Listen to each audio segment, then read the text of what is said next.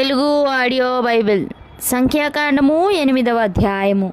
యెహోవా మోషేకు ఇలాగు సెలవిచ్చెను, నీవు అహరోనుతో, నీవు దీపములను వెలిగించునప్పుడు ఆ 7 దీపముల వెలుగు దీపవృక్షమునకు ముందు పడునట్లు వాటిని వెలిగింపవలెనని చెప్పుమనెను.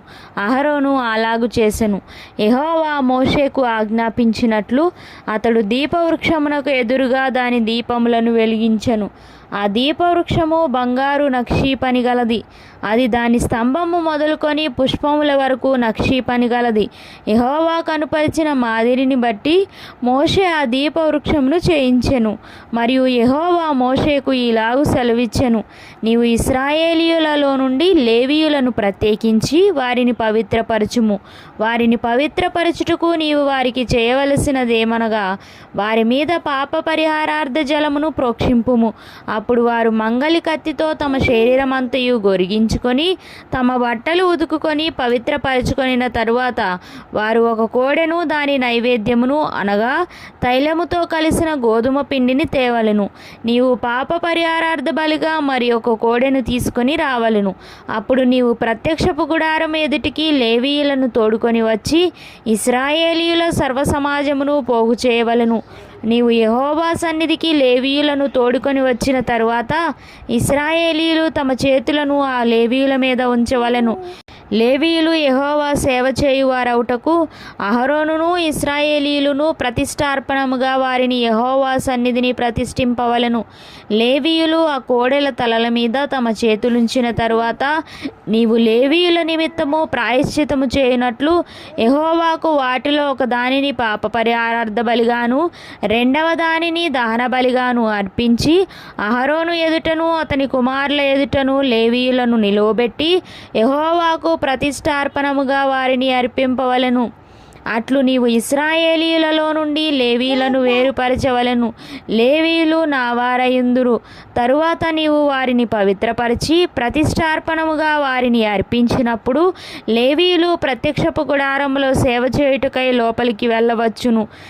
ఇశ్రాయేలీయులలో వారు నా వశము చేయబడిన వారు తొలిచూలి అయిన ప్రతివానికిని అనగా ఇశ్రాయేలీయులలో ప్రథమ సంతానమంతటికి ప్రతిగా వారిని నేను తీసుకొని ఉన్నాను. ఏలయనగా మనుష్యులలోనూ పశువులలోనూ ఇశ్రాయేలీయులలో తొలిచూలి అయినది యావత్తును నాది. ఐగుప్తు దేశంలో తొలిచూలి అయిన ప్రతి వానిని నేను సంహరించిన నాడు వారిని నా కొరకు ప్రతిష్ఠించుకొంటిని. ఇశ్రాయేలీయులలో తొలిచూలి అయిన ప్రతివానికి మారుగా లేవీయులను తీసుకొని ఉన్నాను.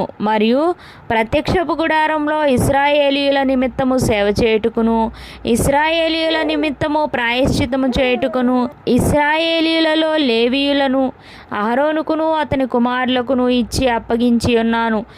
అందువలన ఇశ్రాయేలీయులు పరిశుద్ధ మందిరమునకు సమీపించినప్పుడు ఏ తెగులైనను ఇశ్రాయేలీయులకు సంభవింపకపోవును అని చెప్పెను. అప్పుడు మోషే అహరోనులను ఇశ్రాయేలీయుల సర్వసమాజము యెహోవా లేవీయులను గూర్చి మోషేకు ఆజ్ఞాపించిన సమస్తమును బట్టి లేవీయుల ఎడల చేసిరి. ఇశ్రాయేలీయులు వారికి అట్లే చేసిరి. లేవీయులు తమను పవిత్రపరుచుకొని తమ బట్టలు ఉదుకొన్న తరువాత అహరోను యెహోవా సన్నిధిని ప్రతిష్టార్పణముగా వారిని అర్పించెను. వారిని పవిత్రపరచుటకు అహరోను వారి నిమిత్తము ప్రాయశ్చితము చేసెను. తరువాత లేవీయులు అహరోను ఎదుటను అతని కుమారుల ఎదుటను ప్రత్యక్షపు గుడారంలో సేవ చేయుటకు లోపలికి వెళ్ళిరి.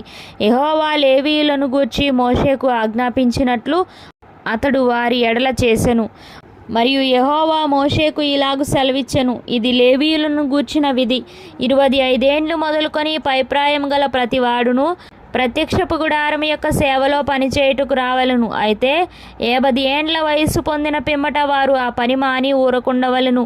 వారు కాపాడవలసిన వాటిని కాపాడుటకు ప్రత్యక్షపు గుడారంలో తమ గోత్రపు వారితో కూడా పరిచర్య చేయవలను గాని పని చేయవలదు. లేవీయులు కాపాడవలసిన వాటి విషయము నీవు వారికి అలాగు నియమింపవలెను.